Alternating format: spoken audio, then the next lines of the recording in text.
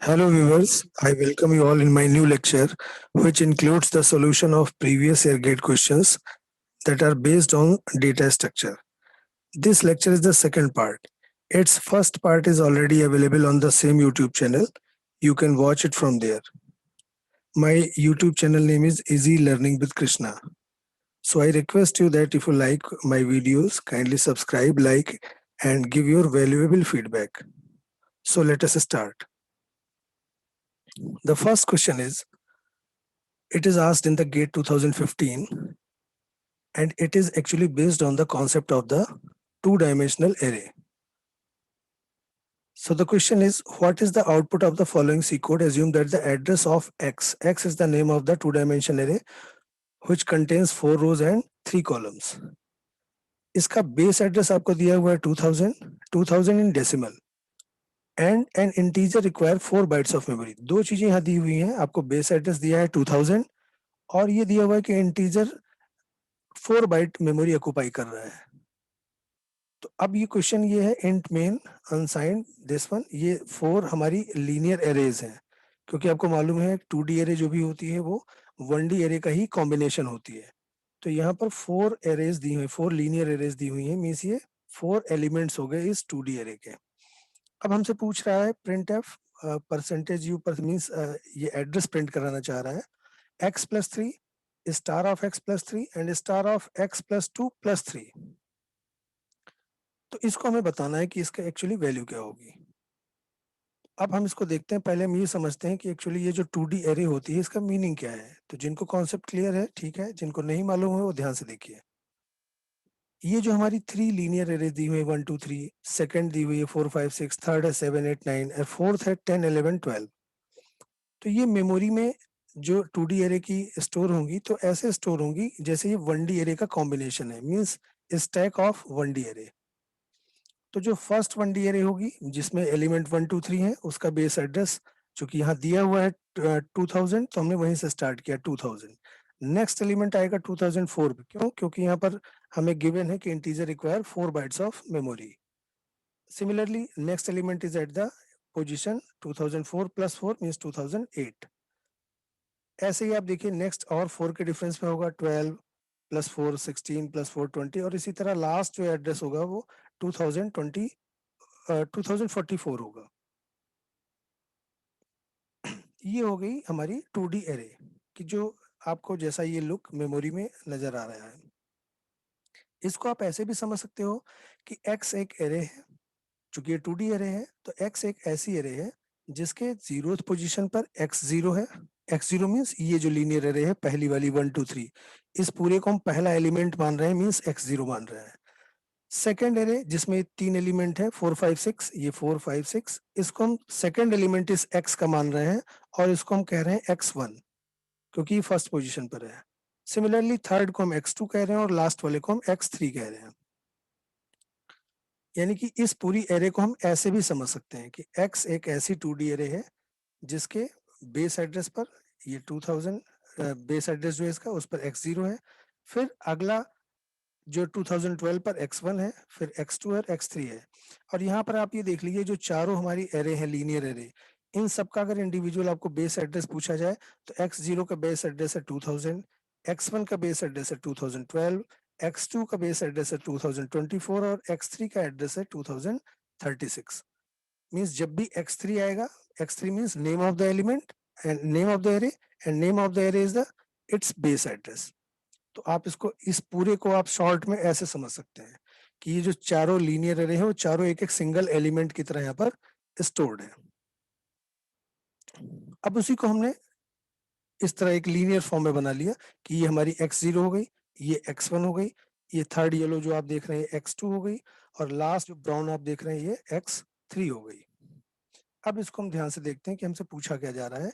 First चीज जो हमसे पूछी गई वो है x+3. x+3 मींस x जो दिया हुआ है 2000 दिया हुआ है, वैसे भी आप देखिए x means name of the array and name of the array means it's base address and this is the 2000. Base address means the element address of the first element of the array.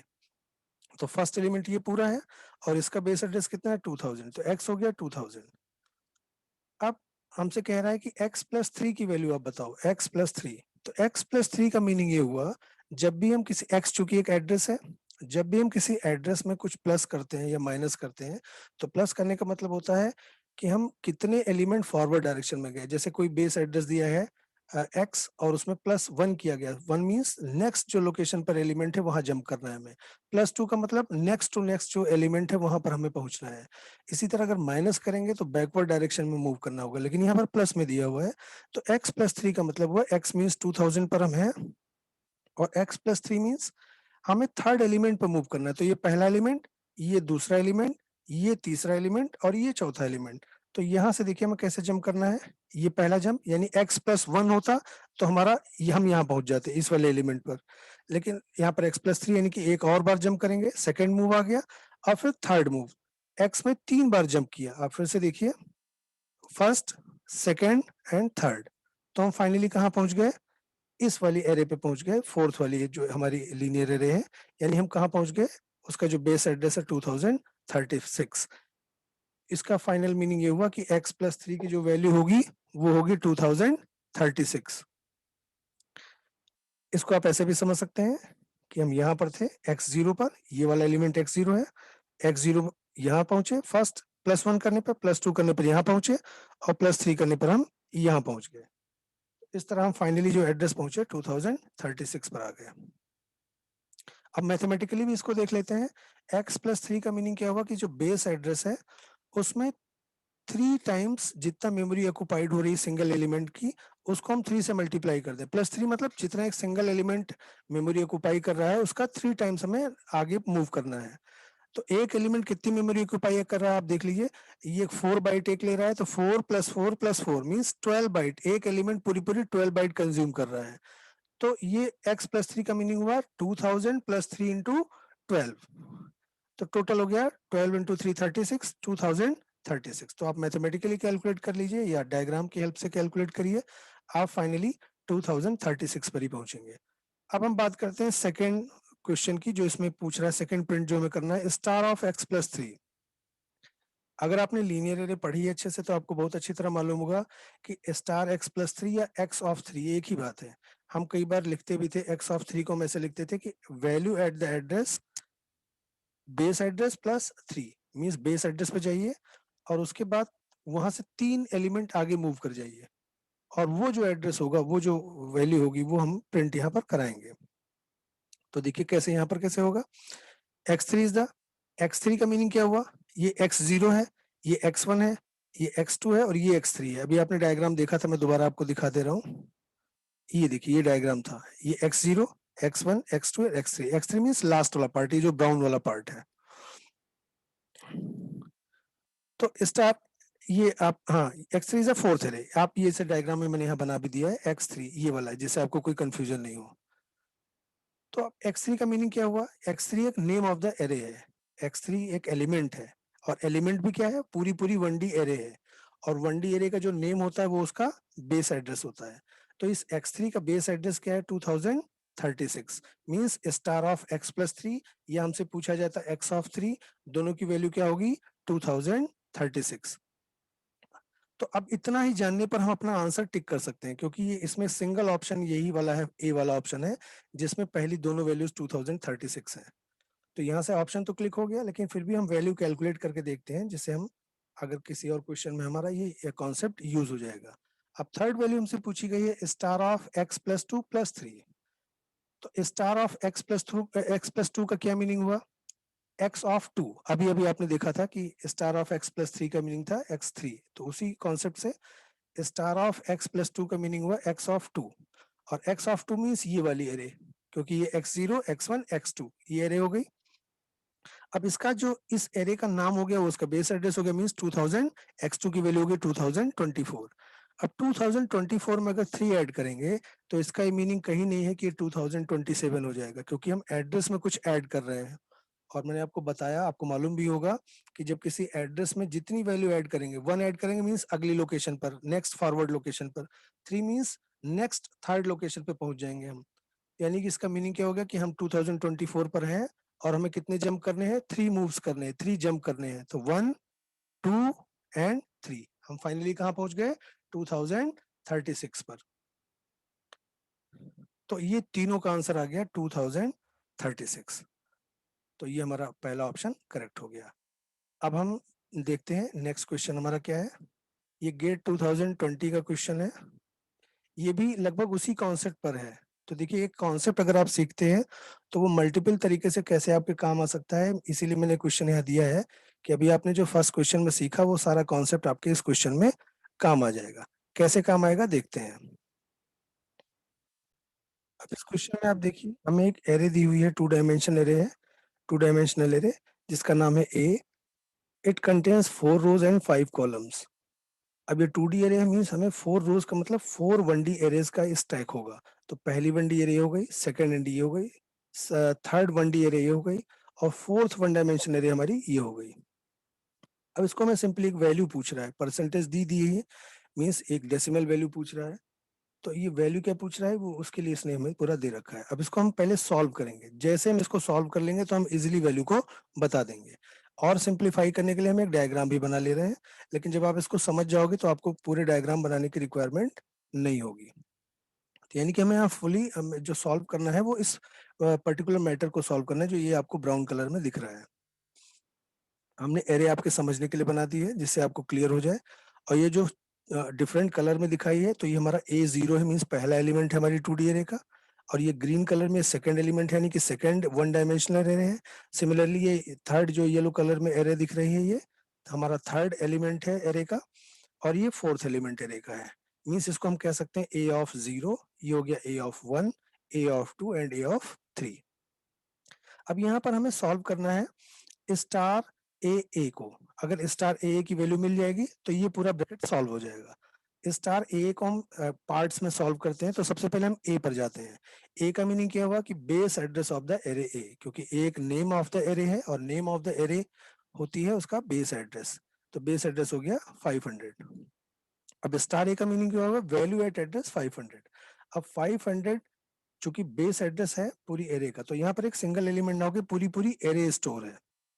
यानी हम zeroth index पर जो ये हमारा element available है उसकी बात कर रहे हैं, यानी A0 की। तो स्टार ए का मीनिंग क्या हो गया, A0, यानी ये पहला एलिमेंट। अब एक स्टार और है, स्टार स्टार ए, चूंकि फाइनली हमें स्टार स्टार ए सॉल्व करना था।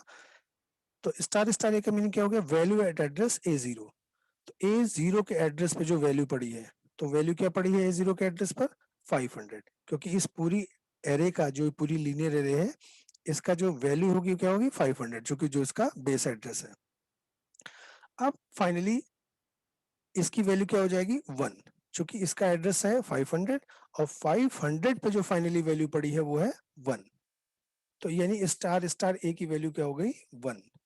अब जैसे हम इस स्टार स्टार ए की वैल्यू को यहाँ रिप्लेस करेंगे, तो ये आ जाएगा A+1+2 मीन्स A+3। और स्टार ऑफ A+3 का भी आपने मीनिंग देखा ही था। स्टार ऑफ A+3 का मीनिंग हो गया A(3). A(3) कौन सी एरे होगी, पहली हमारी है A0, A1, A(2) and A(3). तो A(3) लास्ट वाली हो गई, ये एरे हो गई।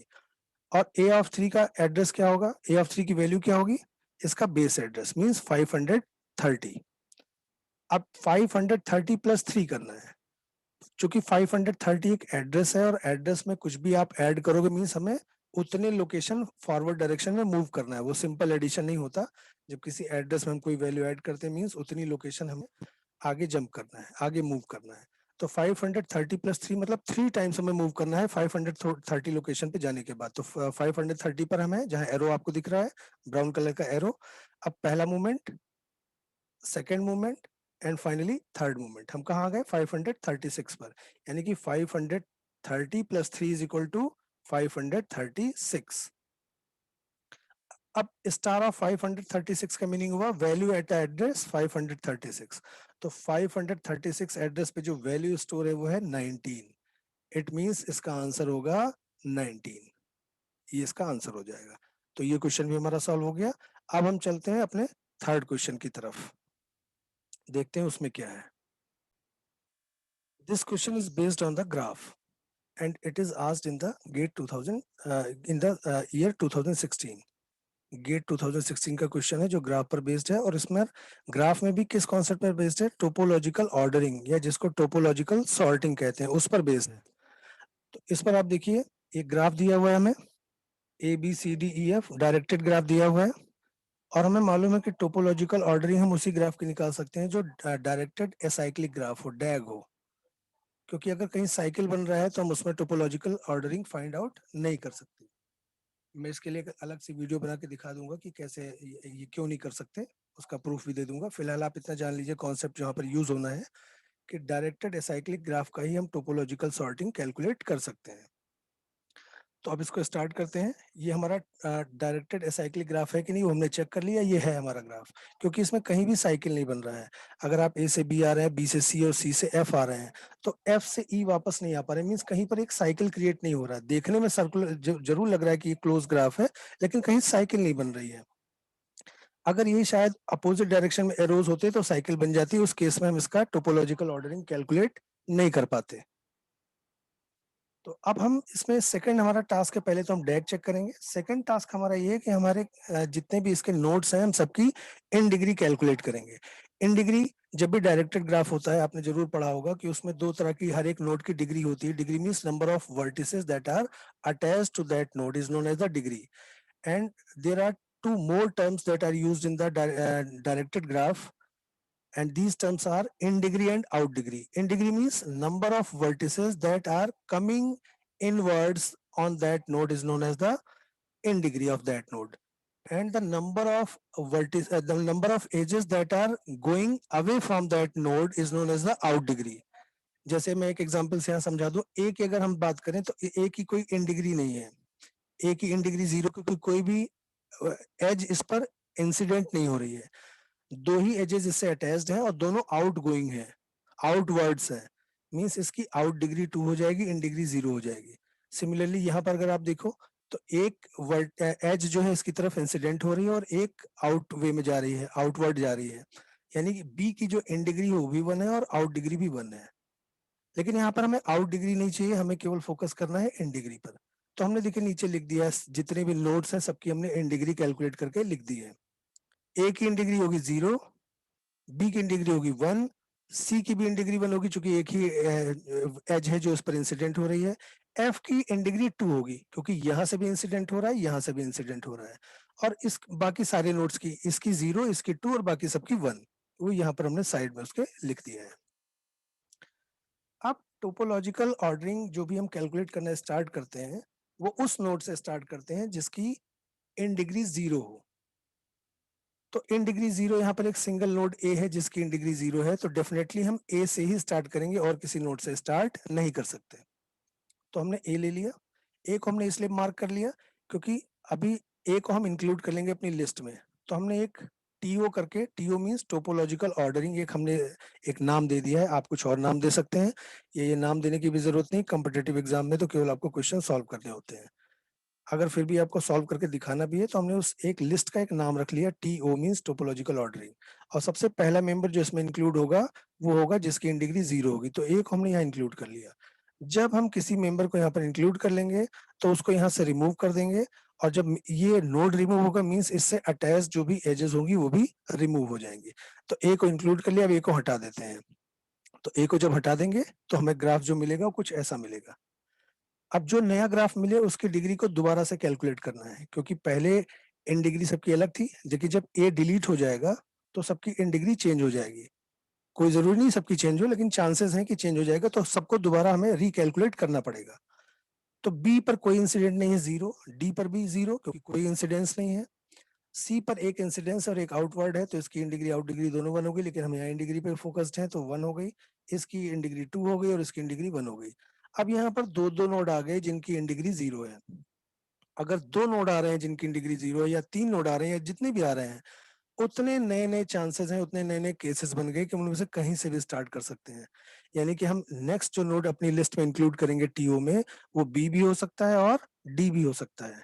तो रैंडमली किसी को भी ले लीजिए, सपोज करिए हमने बी को इंक्लूड कर लिया, यहाँ पर दो तरह के केस हैं बी और डी, तो हमने ले लिया।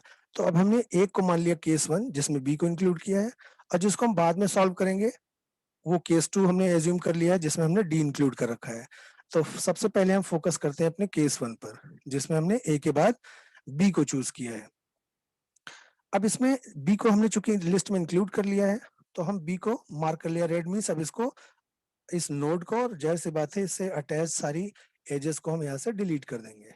तो जब डिलीट करेंगे तो वापस सारे नोड्स की इन डिग्री कैलकुलेट करेंगे, क्योंकि इन डिग्री जब कोई भी नोड डिलीट होगा तो इन डिग्री चेंज हो जाएगी। तो वापस जब हमने कैलकुलेट किया तो ये जो नई इन डिग्री की वैल्यूज है 0, 2, 1 एंड 0 आ गई।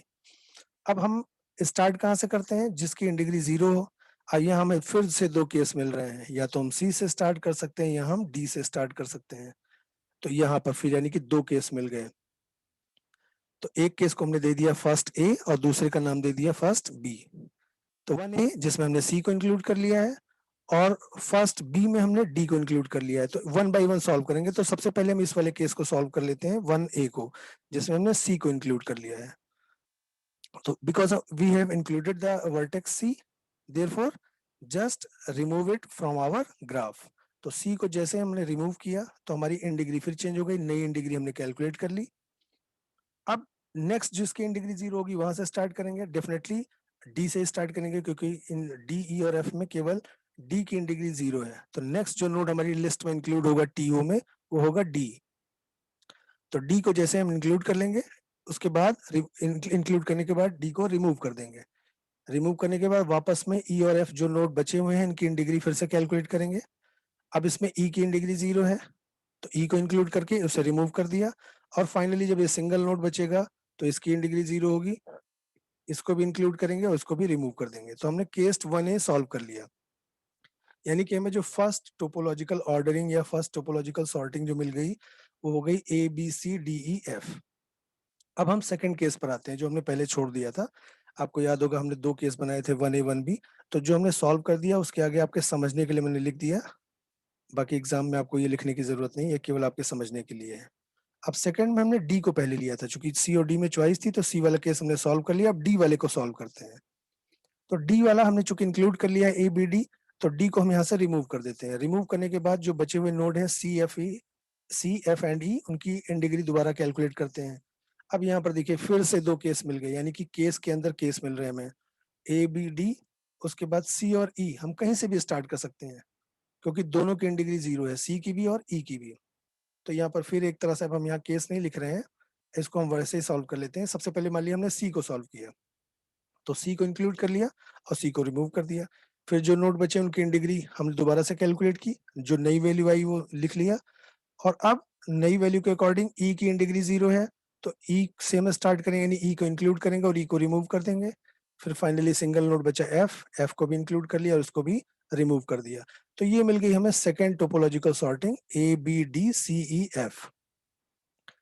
अब जो हमने पिछली बार एक केस छोड़ दिया था कि सी और ई में से दो हम कहीं से भी स्टार्ट कर सकते थे, हमने सी ले लिया था। तो अब एक बार हम ई को लेके चलते हैं। ए बी डी तो पहले से ही थे, सी और ई में चॉइस थी, तो लास्ट टाइम हमने सी के लिए सॉल्व कर लिया था जो हमें सेकंड टोपोलॉजिकल सॉर्टिंग मिली थी। अभी हम ई के लिए सॉल्व करते हैं। तो जब ई को इंक्लूड करेंगे तो यहाँ इंक्लूड करने के बाद इसे रिमूव कर देंगे, फिर नई इन डिग्रीज कैलकुलेट कर लेंगे।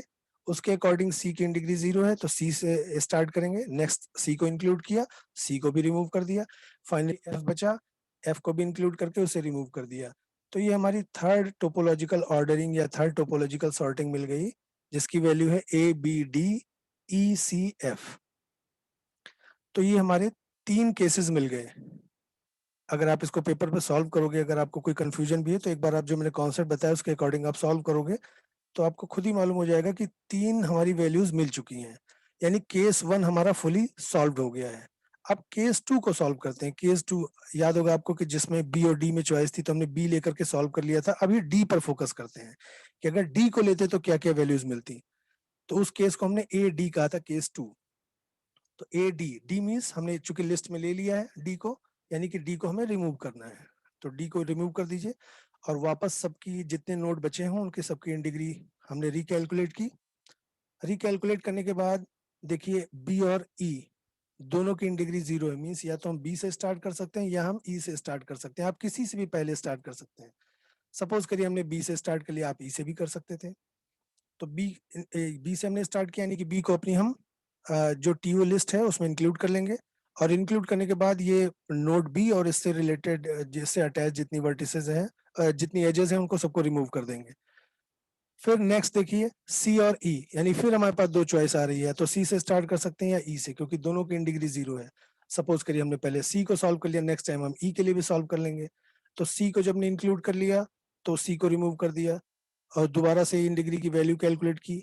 अब ई की इन डिग्री 0 है तो ई को इंक्लूड करके ई को रिमूव कर देंगे और फाइनली एफ को इंक्लूड करके एफ को रिमूव कर देंगे। तो ये हमारी फोर्थ टोपोलॉजिकल ऑर्डरिंग मिल गई, टोपोलॉजिकल सॉर्टिंग मिल गई, A D B C E F. अब आपने देखा था अभी एक केस हम छोड़ आए थे, हमने सी से स्टार्ट कर लिया था, ई से अगर स्टार्ट करते तो क्या मिलता। जितनी पॉसिबिलिटीज है सारी लेके आपको चलनी है, जहां जहां पर चॉइस है वहां दो केस बना लीजिए और हर एक केस को आपको सॉल्व करना है। तो पिछली बार सी को इंक्लूड किया था, इस बार हम ई से स्टार्ट करेंगे। तो ई को हम इंक्लूड करेंगे, ई को रिमूव कर देंगे, दोबारा से डिग्री कैलकुलेट की। अब सी की डिग्री 0 है तो डेफिनेटली सी पर ही जाएंगे, नेक्स्ट सी पर चले गए, सी को इंक्लूड किया, सी को रिमूव कर दिया और फाइनली एफ बचा जिसकी डिग्री 0 है, इसको भी इंक्लूड कर दिया, इसको रिमूव कर दिया। तो ये हमारी फिफ्थ टोपोलॉजिकल सॉर्टिंग मिल गई, A D B E C F.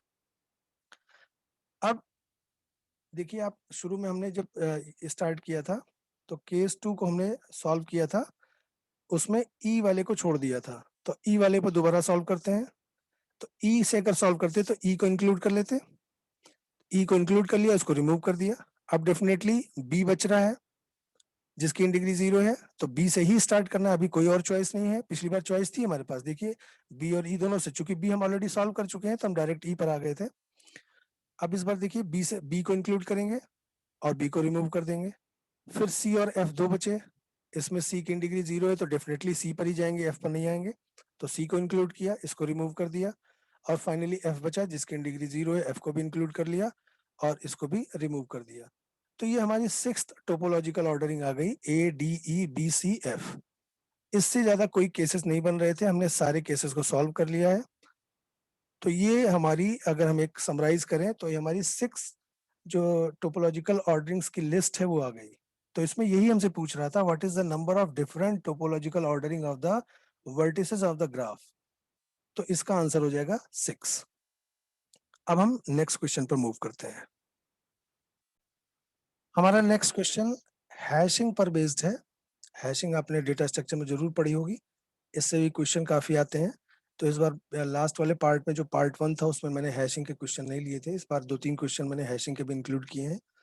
अभी और भी इसमें क्वेश्चन है जिसके लिए मैं पार्ट 3 आगे बनाऊंगा। फिलहाल अभी जितने क्वेश्चन मैंने आपको सॉल्व किए जिससे आपको आइडिया मिल जाए कि हैशिंग भी इंपॉर्टेंट है, क्वेश्चन आता है इसका। ये 2004 गेट का क्वेश्चन है। इसमें हमें पूछा गया है, गिवन द फॉलोइंग इनपुट, हमें कुछ इनपुट की लिस्ट दी हुई है और ये बताया गया है कि हैश फंक्शन हमारा जो यूज हो रहा है वो है x mod 10, यानी कि जो भी की वैल्यू, x मींस की वैल्यू, जैसे 4322 या 1334 1471, इस तरह की जो वैल्यूज दी इनको कीज हो गई हमारी, तो उनको हमें 10 से मॉड लेना है। Which of the following statement are true.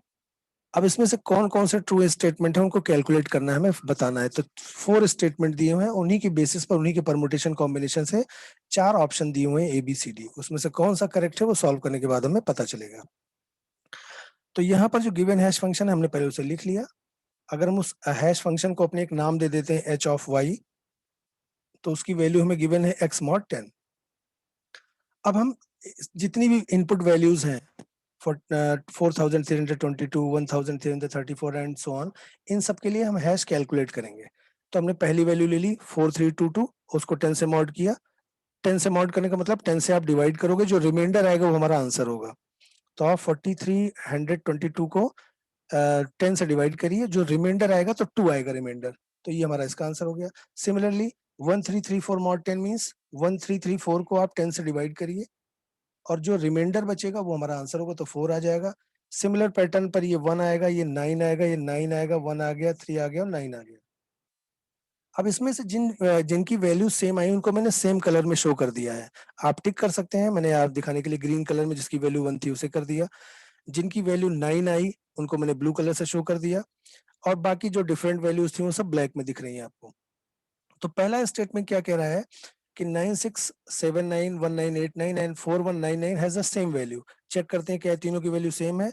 96 की वैल्यू आ रही है 9, 1989 की वैल्यू आ रही है 9 और 4199 की वैल्यू आ रही 9, मैंने पहले ही कलर कर दिया है, आप इसको चेक भी कर सकते हैं, यानी कि पहला स्टेटमेंट हमारा ट्रू है।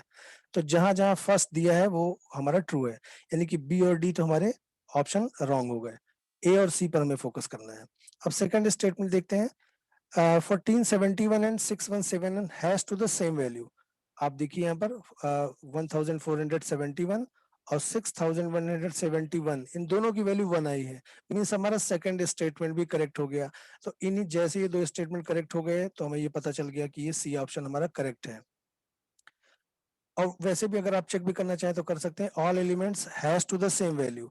तो सबकी वैल्यू हैश वैल्यू अलग अलग है, इसकी हैश वैल्यू 2 है, इसकी हैश वैल्यू 4 है, इसकी 1 है, इसकी 9 है, इसकी 3 है। तो ये स्टेटमेंट रॉन्ग हो गया, ये स्टेटमेंट 3 जो है वो रॉन्ग है। फोर्थ स्टेटमेंट है each element hashes to the different value. तो सारे डिफरेंट वैल्यू पे नहीं, देखिए आप ये 1 2 3 ये इनकी सेम वैल्यू है, ये 1471 और 6171 इनकी वैल्यू सेम है, इसका मतलब ये फोर्थ स्टेटमेंट भी हमारा रॉन्ग है। तो हमारा ऑप्शन जो सी है वो हमारा करेक्ट आंसर होगा। अब हम देखते हैं नेक्स्ट क्वेश्चन अपना। ये हमारा नेक्स्ट क्वेश्चन गेट 2009 का क्वेश्चन है, ये भी हैशिंग पर ही बेस्ड है और हैशिंग में भी लीनियर प्रोबिंग के कॉन्सेप्ट पर बेस्ड है। इसमें कुछ आपको की वैल्यूज दी हुई हैं, जिनको क्वेश्चन कह रहा है कि इनको these values are inserted into the initially empty hash table of length 10, यानी कि जो टेबल का साइज दिया है हैश टेबल का वो 10 है। 10 का मतलब हो गया 0 से 9 तक की इंडेक्सिंग होगी। और ये क्या यूज कर रहा है, ओपन एड्रेसिंग। और हैश फंक्शन जो यूज हो रहा है वो एच के इज इक्वल टू के मॉड 10, लास्ट वाले क्वेश्चन में भी यही यूज हुआ था। ये फंक्शन कुछ भी हो सकता है, चांस की बात है कि दोनों में सेम है। एंड लीनियर प्रोबिंग, तो ओपन एड्रेसिंग में ये हैश फंक्शन यूज हो रहा है और लीनियर प्रोबिंग का कॉन्सेप्ट यूज हो रहा है।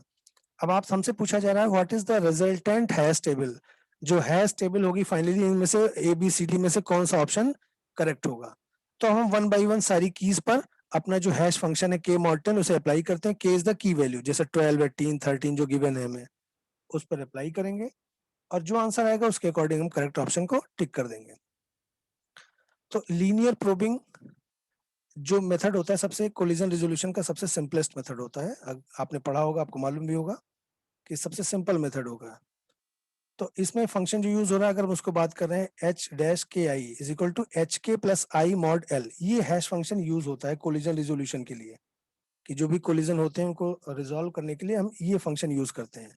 यहाँ पर एल का मतलब हो गया size of the hash table, और इस क्वेश्चन में हमें साइज दिया हुआ है, टेबल लेंथ या साइज एक ही बात है, वो 10 दिया हुआ है, एल की वैल्यू हो गई 10। और जो एच के है उसकी वैल्यू होती है के मॉड एल। आई को कहते हैं हम प्रोब नंबर। तो ये आपको याद रखना पड़ेगा कि लीनियर प्रोबिंग का चूंकि कॉन्सेप्ट यूज हो रहा है इसलिए ये ही फंक्शन यूज होगा, ये फिक्स्ड है। तो इसको आप याद रखेंगे, अगर ये फंक्शन याद होगा तो आप इसको बड़ा इजीली कैलकुलेट कर सकते हैं। अब एच के की वैल्यू हो गई के मॉडल, तो सबसे पहले हम एच के की वैल्यू कैलकुलेट कर लेते हैं। अच्छा, ये जो प्रोब नंबर है वो बाय डिफॉल्ट 0 से स्टार्ट होगा और कहाँ तक जाएगा, L-1 तक, एट द मैक्स कहाँ तक जा सकता है, यहाँ का साइज 10 है तो L-1 मीन्स 9। तो जो रेंज होगी आई की होगी 0 to 9। तो सबसे पहले 0 बाय डिफॉल्ट स्टार्ट करते हैं। कैसे, अब देखते हैं हम। सबसे पहले हमने की वैल्यू ले ली 12, जो पहली वैल्यू दी हुई है हमें, और उसको हमने यहाँ पर रखा, पुट किया, के की वैल्यू 12 रख दी। आई चूंकि बाय डिफॉल्ट हम 0 से ही लेके चलेंगे, अगर इसमें कोई कोलिजन क्रिएट होगा तब 1 लेंगे फिर 2 लेंगे, वो बात की बात है। फिलहाल हम 0 लेते हैं, तो 12 0, यहाँ पर हो गया एच के। एच के की वैल्यू जो S12 हो गई प्लस आई 0 ही है, मॉड एल मीन्स एल की वैल्यू 10 है, तो सारी वैल्यूज हमने सिंपली फीड कर दी इसमें। अब H12 प्लस 0 मीन्स S12 आ गया, S12 मॉड 10। और H12 की वैल्यू क्या होगी, ये जो फंक्शन दिया हुआ है H12 मीन्स 12 मॉड 10, क्वेश्चन में हमें दिया हुआ है फंक्शन की वैल्यू, तो 12 मॉड 10। 12 मॉड 10 मीन्स 12 को 10 से डिवाइड करिए, जो रिमाइंडर आए तो रिमाइंडर आएगा 2। तो ये पूरी वैल्यू हो गई 2, और ये मॉड 10 जो बाहर लिखा हुआ है इसको दोबारा इस 2 को मॉड 10 लेंगे। आपको मालूम है कि जब भी ये जिससे हम डिवाइड करते हैं अगर वो वैल्यू इस वैल्यू से छोटी है तो यही आंसर आता है, आप डिवाइड करके देख लीजिए, रिमाइंडर जो आएगा वो 2 ही आएगा। तो फाइनल आंसर हमारा आ गया 2। इसका ये मतलब हुआ सिंपल सा कि ये जो की वैल्यू 12 है ये सेकंड इंडेक्स पे जाके स्टोर होगी। तो देखिए कौन कौन से ऑप्शन है जहां पर 12 सेकंड इंडेक्स पे जाके सेव हुआ है, यहाँ पर भी सेव हुआ है, यहाँ पर भी सेव हुआ है, यहाँ पर भी सेव हुआ है, यानी कि ऑप्शन ए तो गलत हो गया, इसकी तरफ देखना भी नहीं है। बी सी डी तीन ऑप्शन में से ही कोई करेक्ट होगा। वो जैसे जैसे थोड़ा सा हम आगे सॉल्व करेंगे हमें करेक्ट आंसर मिल जाएगा। नेक्स्ट की वैल्यू है 18। तो ये हमने उसी को लिख दिया है जो आपको बोला है कि की value 12 is stored at index 2। ये तो हमने स्टोर कर दिया कि 12 जाके 2 पे स्टोर हो गया। अब नेक्स्ट की वैल्यू ले ली हमने 18। 18 को सिमिलर मैनर में हमने उसी तरह सॉल्व किया। तो अब देखिए आएगा H18 mod 10, H18 की वैल्यू वापस हो जाएगी 18 mod 10, 18 mod 10 मीन्स 8 होगा और 8 mod 10 फाइनली 8 ही आ जाएगा। इसका मीनिंग हुआ कि जो की वैल्यू 18 है वो इंडेक्स वैल्यू 8 पर जाके सेव होगी। 8 अभी एम्प्टी है, कोई प्रॉब्लम नहीं है। अगर कोई वहां पर ऑलरेडी वैल्यू स्टोर होगी तो उसे कोलिजन बोलते हैं, उसके लिए हम अपनी प्रो वैल्यू को इंक्रीमेंट करेंगे। लेकिन अभी चूंकि ये पोजीशन खाली है, 8th इंडेक्स फ्री है, तो हमने इस वैल्यू को उठा के 18 को 8th इंडेक्स पर सेव कर दिया। डायग्राम से आपको क्लियर हो रहा होगा। अच्छा 18 यहाँ से भी अभी हम ऑप्शन और डिसाइड नहीं कर पाएंगे, क्योंकि तीनों बी सी और डी तीनों ऑप्शन में 18 8 इंडेक्स पर ही सेव है। तो हमें थर्ड की तरफ जाना होगा, k is equal to 13। Similar manner में इसे भी सॉल्व करिए। तो जब इसे आप सॉल्व करेंगे तो वैल्यू आ जाएगी इसकी 3। अब 3 इसका मीनिंग होगा कि की 13 जो है वो इंडेक्स 3 पर सेव होगी। तो हमने इसको सेव कर दिया, चूंकि 3 इंडेक्स हमारा फ्री था तो यहाँ पर भी कोई प्रॉब्लम नहीं आई, इजिली स्टोर हो गया। अब नेक्स्ट वैल्यू हमारी 2। 2 को जब हम सॉल्व करेंगे तो 2 का जो वैल्यू आएगी, उसका जो इंडेक्स वैल्यू आएगी, कहाँ उसे सेव करना है, वो भी 2 है। लेकिन यहाँ पर आप गौर करिए कि 2 इंडेक्स पे ऑलरेडी 12 सेव हो रखा है और 2 को भी 12 पे हम सेव नहीं कर सकते। तो इसके लिए हमें क्या करना पड़ेगा, अपनी चूंकि ये पोजीशन ऑलरेडी ऑक्युपाइड है तो हमें अपनी प्रोब वैल्यू को बढ़ाना पड़ेगा। तो जो बाय डिफॉल्ट हम प्रोब वैल्यू आई को 0 लिया करते थे, अब आई को बढ़ा के हम 1 कर लेंगे। और मैक्सिमम कहाँ तक आई की वैल्यू जा सकती है, 0 to 9, यानी मैक्सिमम 9 हो सकती है। रेंज उसकी 0 to 9 है। अब हमने 2 के लिए दोबारा से सॉल्व किया, सेम फार्मूला यूज किया, सेम हैश फंक्शन यूज किया। तो यहाँ पर वैल्यू आ गई 3। अब देखिए हमने प्रोब वैल्यू बढ़ाई, लेकिन जो नई वैल्यू आई 3, यानी कि 2 को हम 3 पे स्टोर करने के लिए बोल रहा है, लेकिन 3 ऑलरेडी ऑक्युपाइड है, 13 ऑलरेडी सेव्ड है वहां पर, यानी हम उसको 3 पे भी नहीं स्टोर कर सकते, इंडेक्स 3 पर भी नहीं कर सकते। तो अब प्रोब वैल्यू को हमें और बढ़ाना पड़ेगा। अब आई इज इक्वल टू 2 करना पड़ेगा। आई इक्वल टू 2 पे हमने जब सॉल्व किया तो ये वैल्यू आ गई 4। अब जो 4th इंडेक्स है वो फ्री है, यानी कि अब जाके प्रॉब्लम हमारी रिजॉल्व हो गई। तो जो हमारी की वैल्यू 2 थी वो इंडेक्स 4 पे सेव होगी, तो हमने 4 पे सेव कर दी। अब जैसे ही ये 2 वैल्यू को हमने 4 इंडेक्स पे सेव किया तो हमारे जो ऑप्शन थे बी, ये रॉन्ग हो गया और डी भी रॉन्ग हो गया। यानी कि ऑप्शन हम इजिली टिक कर सकते हैं कि हमारा सी ऑप्शन करेक्ट है, लेकिन फिर भी हम चाहें तो इसको सॉल्व भी कर सकते हैं। तो ये आपके लिए क्वेश्चन है कि आप सिमिलर मैन्युअल यूज करके आप इसको सेव कर सकते हैं, इसको सॉल्व कर सकते हैं, आपको सेम आंसर मिलेगा। अब नेक्स्ट क्वेश्चन हमारा ये गेट 2014 का क्वेश्चन है, 6th क्वेश्चन। ये भी हैशिंग पर ही बेस्ड है। क्वेश्चन है, consider a hash table with 9 slots. इसमें इसका साइज दिया है 9, हैश फंक्शन भी हमें गिवन है। The collisions are resolved by chaining. अब यहाँ पर चेनिंग का मेथड यूज हो रहा है, जैसे लास्ट वाले में लीनियर प्रोबिंग यूज हो रही थी, यहाँ पर चेनिंग यूज होगा। The following 9 keys are inserted into the order. ये कीज का ऑर्डर दिया है, इसी ऑर्डर में कीज इसमें इंसर्ट की जाएंगी। अब हमें यहाँ पर मैक्सिमम, मिनिमम और एवरेज चेन लेंथ बतानी है कि हैश टेबल की चेन लेंथ क्या होगी। तो ये भी अच्छा क्वेश्चन है, इसको भी हम इजिली सॉल्व कर सकते हैं। तो सॉल्व करते हैं। पहले हमने एक ब्लैंक टेबल बना ली, चूंकि हमारी 9 स्लॉट्स हैं तो 0 to 8 उसका इंडेक्स वैल्यू हो जाएगी, और सारी वैल्यूज की जगह हमने नल लिख लिया है क्योंकि अभी कोई वैल्यू सेव नहीं है। अब सबसे पहले आएगी की वैल्यू 5, क्योंकि उसी ऑर्डर में वैल्यूज आई हैं। तो 5 के लिए सॉल्व करेंगे, के की वैल्यू हो गई 5। फंक्शन यूज हो रहा है एच के इज इक्वल टू के मॉड 9, यानी कि 5 मॉड 9, क्योंकि के की वैल्यू हो गई 5। तो 5 मॉड 9 मीन्स 5 ही आंसर आ जाएगा। इसका मीनिंग हो गया कि हमारा जो की 5 है वो इंडेक्स 5 पे सेव होगी। तो हमने देखिए यहाँ पर 5 पे सेव कर लिया, यानी कि 5 पर जो एड्रेस आ गया, 5 इंडेक्स पर जो एड्रेस आ गया वो 5th की का आ गया। ये चेनिंग का कॉन्सेप्ट है, तो लिंक लिस्ट की तरह से हमें बनाना पड़ेगा। ये डायग्राम से आपको क्लियर होगा लेफ्ट साइड में। अब नेक्स्ट की लेते हैं 28। 28 को भी सॉल्व किया, 28 मॉड 9, चूंकि हमारा हैश फंक्शन तो सेम ही है, इसका आंसर आ गया 1, यानी कि 28 को हमें कहाँ सेव करना होगा, 1 पर। 1 भी फ्री लोकेशन है तो हमने इसको 1 पर सेव कर दिया। नेक्स्ट है हमारा 19। 19 को सॉल्व किया, 19 मॉड 10, 9 आ गया, 1 आ गया, और इंडेक्स 1 हमारा फ्री नहीं है तो इसको उसी के आगे अटैच कर देना। मीन्स जो 28 की नेक्स्ट फील्ड में नल था वहां पर हमें 19 की का एड्रेस डाल देना होगा।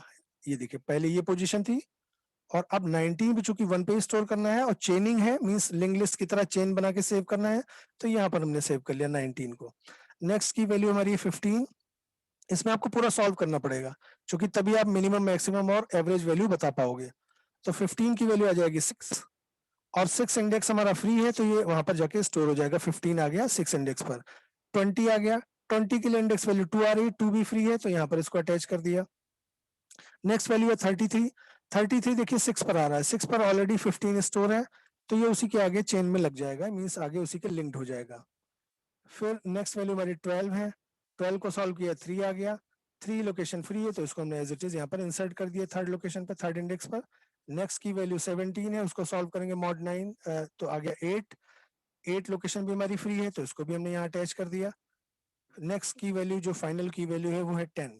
10 को देखिए सॉल्व करिए, 1 आ रहा है। 1 मीन्स 1 पर ऑलरेडी 2 एलिमेंट पड़े हुए हैं, 28 और 19, तो उसी के आगे इसको हमने लिंक लिस्ट के फॉर्मेट में अटैच कर दिया। तो ये हमारा फाइनल हो गया, हमने सारी की वैल्यूज को अटैच कर दिया। अब हमें बताना है कि minimum, maximum, sorry maximum, minimum और एवरेज चेन लेंथ क्या है हैश टेबल की। तो ये बड़ा डायग्राम से देख के आप बता सकते हो। जैसे 0 इंडेक्स पर चेन की वैल्यू क्या है, 0। 1 इंडेक्स पर चेन की वैल्यू है 1, 2 एंड 3। 2 इंडेक्स पे वैल्यू है 1, 3 इंडेक्स पर भी 1, फोर्थ पर है 0, चूंकि कोई एलिमेंट अटैच नहीं है। फिफ्थ पर भी 1 है। 6 पर देखिए 2 एलिमेंट अटैच है, तो 6 की वैल्यू हो गई 2। सेवेंथ पे 0 है, और 8th पे 1 आ गया। तो इसमें जो मैक्सिमम वैल्यू मिल रही है वो आ रही है 3। तो जो मैक्सिमम का आंसर हो गया वो हो गया 3। अब मिनिमम की बात करें तो मिनिमम देखिए 0 है, 0 से छोटा कोई नहीं है, तो 3 एंड 0, 3 एंड 0, तो बी और डी, सी तो रॉन्ग हो गए, ए और डी में से कोई ऑप्शन हमारा करेक्ट होगा। अब हम एवरेज भी जो निकालेंगे तब हमें फाइनल आंसर मिलेगा। एवरेज का मीनिंग क्या हो गया कि हमें सारी वैल्यूज को जोड़ के डिवाइड कर देना है 9 से, क्योंकि टोटल वैल्यूज, टोटल जो स्लॉट्स है 9 है। तो पहले का 0, दूसरे का 3, थर्ड का भी 1, फोर्थ का 1, फिफ्थ का फिर 0। तो ये सारी वैल्यूज उसी ऑर्डर में लिखते चले गए हैं, 0 प्लस 3 प्लस 1 प्लस 1, ये सारी वैल्यूज फाइनली क्या है 1। तो ये वैल्यू यहाँ 1 लिख दी, और इसको सम करके 9 से डिवाइड कर दिया, तो 1 आ गया। तो जैसे ही 1 आ गया तो हमें पता चल गया कि ए ऑप्शन करेक्ट है। तो ऑप्शन ए हमारा करेक्ट है। नेक्स्ट क्वेश्चन पर चलते हैं। ये कंसीडर, ये गेट 2020 का क्वेश्चन है, अभी लेटेस्ट ही आया हुआ क्वेश्चन ये। Consider A double hashing scheme in which the primary hash function is h1 k is equal to k mod 23 and the secondary hash function is h2 k is equal to 1 plus k mod 19. Assume that the table size is 23, size of the table भी दिया हुआ है, then the address returned by the probe 1 in the probe sequence. Assume that the probe sequence begins at the probe 0. और किस की value के लिए solve करना है, 90 के लिए सॉल्व करना है। तो ये डबल हैशिंग का कॉन्सेप्ट है। तो डबल हैशिंग के कॉन्सेप्ट को कैसे सॉल्व करेंगे, देखिए ये फंक्शन यूज होता है, आपको फंक्शन याद रखने पड़ेंगे कि किस मेथड में कौन सा फंक्शन यूज किया जाता है। तो मैंने आपकी जानकारी के लिए लिख दिया है, ये जो फंक्शन हमारा यूज होगा, एच के I is equal to h1 के प्लस आई इंटू h2 के, और इन पूरी वैल्यू जो आ जाएगी उसको l से हम डिवाइड करके रिमाइंडर ले लेंगे, यानी कि मॉड l लिख दिया है। अब यहाँ पर हमें गिवन है कि जो हमारा साइज है वो 23 है, लिखा हुआ है assume that the table size is 23, तो एल की वैल्यू 23 हो गई। आई हमें 1 से स्टार्ट करना, प्रो 1 दिया हुआ है, तो आई भी हमें गिवन है 1। और किस की वैल्यू के लिए सॉल्व करना है, 90, तो के की वैल्यू भी गिवन है। तो अगर हम इन दोनों फंक्शन की वैल्यू कैलकुलेट कर लेते हैं और उसको यहाँ पुट करेंगे तो हमें फाइनल आंसर मिल जाएगा। अब जो दो फंक्शन h1 के और h2 के यूज होने हैं वो भी इन्होंने दे रखे हैं, k mod 23 और 1 प्लस k mod 19। तो इन दोनों को हम सॉल्व कर लेते हैं k इज इक्वल टू 90 के लिए। तो देखिए यही दो फंक्शंस थे हमारे, दोनों फंक्शन को देखिए दोनों अलग अलग बॉक्स बनाकर मैंने सॉल्व कर दिया है। एक की वैल्यू आ जाएगी 21, दूसरी की वैल्यू आ गई 15। तो 21 को यहाँ पुट कर देंगे h1k की प्लेस पर, और 15 को पुट कर देंगे h2k की प्लेस पर। तो जब इसको आप सॉल्व करेंगे तो आ जाएगा 13। तो यही हमारा फाइनल आंसर होगा 13। तो यहाँ पर हम अपना फाइनल आंसर लिख सकते हैं 13। तो देखिए क्वेश्चन इजी थे, अगर आपको केवल एक बार आपने पढ़ भी रखा है, कॉन्सेप्ट क्लियर है, तो आप इजिली इसको सॉल्व कर सकते हैं। अब हम मूव करते हैं अपने 8th क्वेश्चन की तरफ। नेक्स्ट क्वेश्चन, हमारा जो 8th क्वेश्चन है वो दो कॉन्सेप्ट का मिक्सचर है। एक तो आपको बाइनरी ट्री का, कंप्लीट बाइनरी ट्री का कॉन्सेप्ट आना चाहिए, और दूसरा सेट थ्योरी का भी कॉन्सेप्ट क्लियर होना चाहिए कि सेट डिफरेंस क्या होता है, ए माइनस बी। यहाँ पर दो सेट दिए हुए हैं, सेट ए और सेट बी, और इन दोनों का डिफरेंस लेके मॉड लगाया हुआ है। मॉड मीन्स दोनों का सेट का डिफरेंस लेने पे जो आंसर आएगा उसकी वैल्यू कितनी होगी, यानी कि नंबर ऑफ कितने वैल्यूज उसमें स्टोर होंगे उस सेट में, वो हमारा फाइनल आंसर होगा। अब ये कह रहा है कि there is a complete binary tree with 7 nodes, और दो फंक्शन जो जो दो सेट हैं ए और B, A denote the set of the first three elements obtained by performing BFS, breadth first search, starting from the root. Root से start होता ही है और रूट से स्टार्ट कर रहे हैं, जो ट्री बनेगा उसके रूट से स्टार्ट करेंगे, बीएफएस लगाएंगे और बीएफएस लगाने के बाद 7 नोड्स हैं तो 7 के 7 नहीं लेने, पहले 3 एलिमेंट ले लेने, पहले 3 नोड जो आएंगे उन्हीं से हमें मतलब है। सिमिलरली बी सेट क्या कह रहा है, B denote the set of first 3 elements obtained by performing DFS, depth first search. Root से स्टार्ट करना है और उसके बाद ए और बी जब दोनों मिल जाएंगे तो उन दोनों का सेट का डिफरेंस लेना है और मॉड मीन्स उसमें कितनी वैल्यूज बचेंगे उनका नंबर हमें बता देना है। तो फाइनली इसमें एक हमें नंबर मिलेगा जो इसका आंसर होगा। तो पहले हम एक कंप्लीट बाइनरी ट्री बनाते हैं। सपोज करिए 7 नोड, इसने नोड के बारे में कुछ भी नहीं कहा है तो हम 1 2 3 4 या ABCD कुछ भी एज्यूम कर सकते हैं। तो आपके समझाने के लिए मैंने एज्यूम कर लिया है कि ABCDEFG हमारे 7 नोड्स हो गए। अब इससे हम एक कंप्लीट बाइनरी ट्री क्रिएट करते हैं।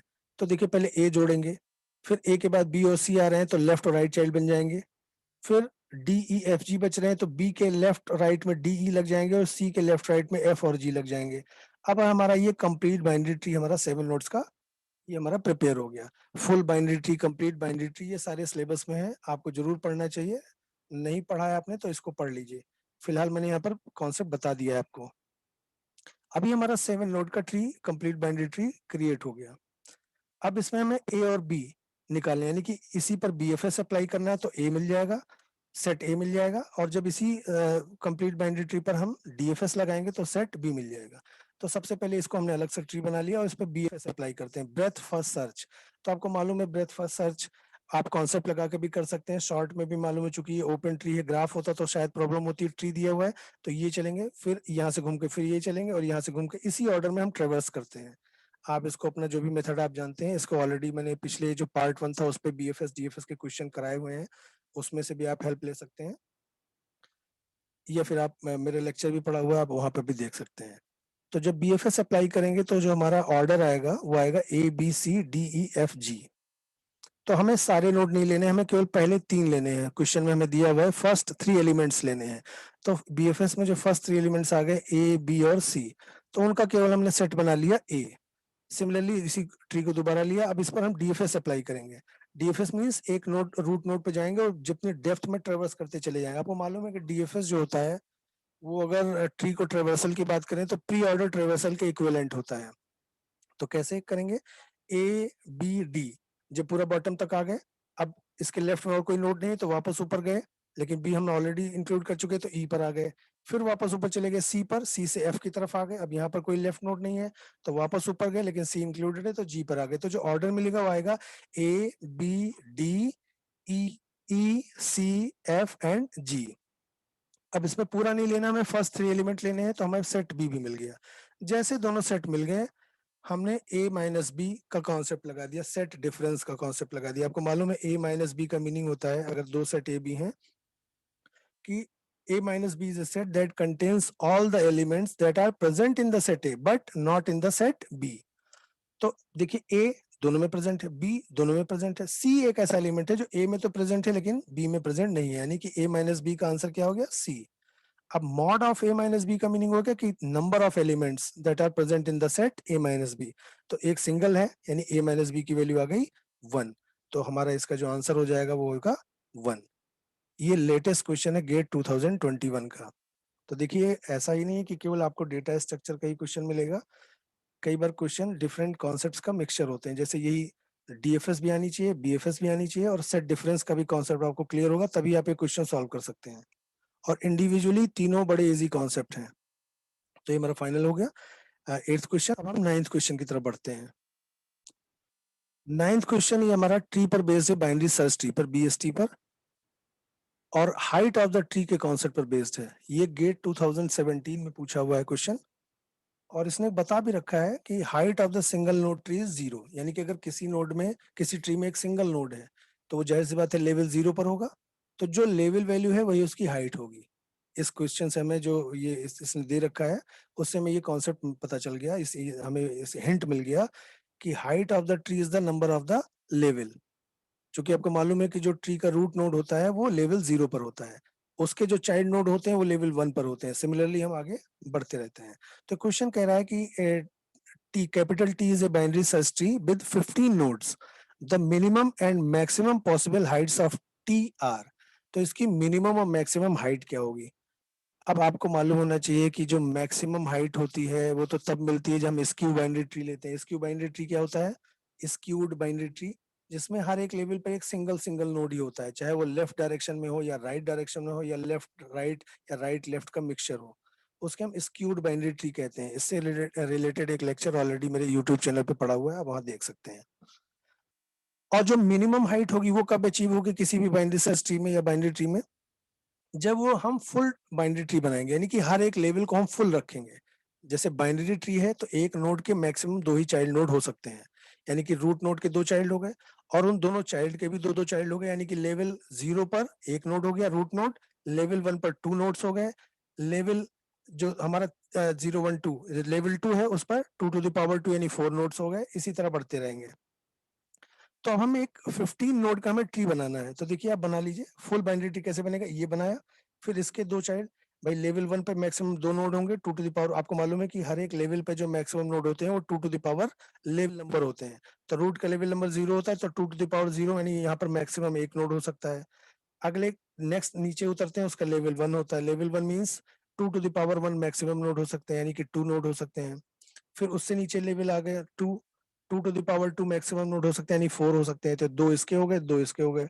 इसी तरह अगले लेवल पे आप सबके 2-2 मैक्सिमम बनाएंगे, यानी हमने फुल बाइनरी ट्री जब बनाया तो हमारे 15 नोड्स ऑक्युपाई हो गए। आप काउंट कर सकते हैं 1 2 3 4 5 6 7 8 9 10 11 12 13 14 एंड 15। ये 15 नोड्स बन गए, ये मिनिमम हाइट हो गई इसकी। तो अभी आपने इसमें हिंट दिया था height of the single node tree 0, यानी कि अगर रूट पे कोई नोड है यानी कि जिसका लेवल 0 है तो वही उसकी हाइट दी हुई है। तो यहाँ पर देखिए मैक्सिमम लेवल क्या मिला है, 3। तो मैक्सिमम लेवल 3 मिलने का मतलब हो गया हाइट ऑफ द ट्री हो गई 3। वैसे भी आपको मालूम है कि height of the tree is the height of the root node. तो इसको ऐसे भी कैलकुलेट कर सकते थे कि रूट से चलो और हर एक लीफ नोड तक आने पर आपको जितनी मैक्सिमम एजेस मिलेंगी वही उसकी हाइट होती है।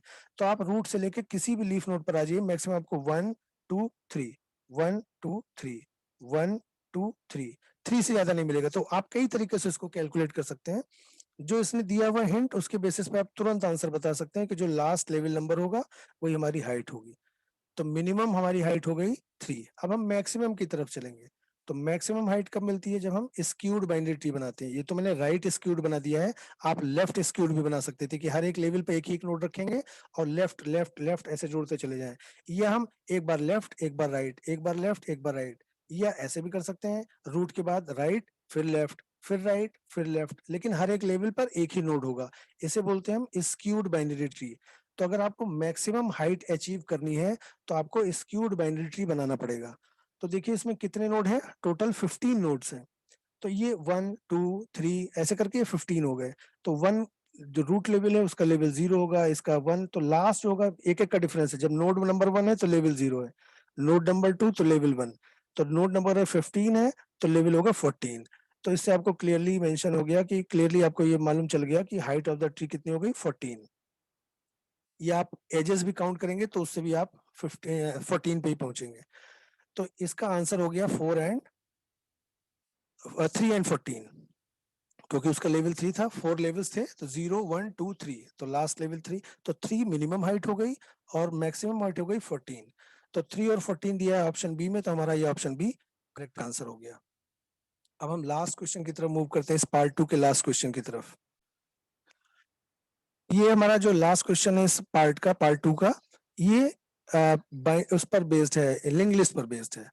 और लिंक लिस्ट में भी आपको दिया हुआ है, एक्चुअली ये क्यू पर बेस्ड है। क्यू को हम एक non circular singly link list के थ्रू इंप्लीमेंट करें, यानी कि सिंगली लिंक लिस्ट के थ्रू हम इंप्लीमेंट कर रहे हैं, सर्कुलर नहीं लेना है। तो ये क्या कह रहा है कि क्यू में 2 पॉइंटर है, हेड और टेल। डायग्राम भी इन्होंने दिया हुआ है, पहले नोड को हेड का है और लास्ट को टेल का है, जैसा कि बोलते ही हम। Q has a head pointer and tail pointer as shown in the figure. Let n denotes the number of nodes in the queue.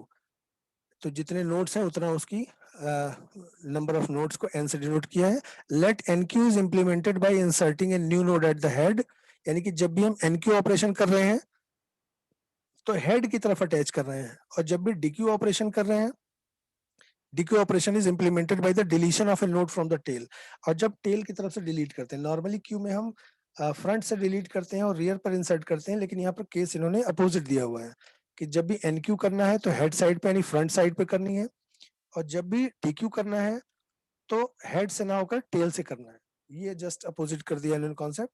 फिर पूछ रहे हैं what is the time complexity of the most efficient implementation for the enqueue and dequeue respectively for the data structure.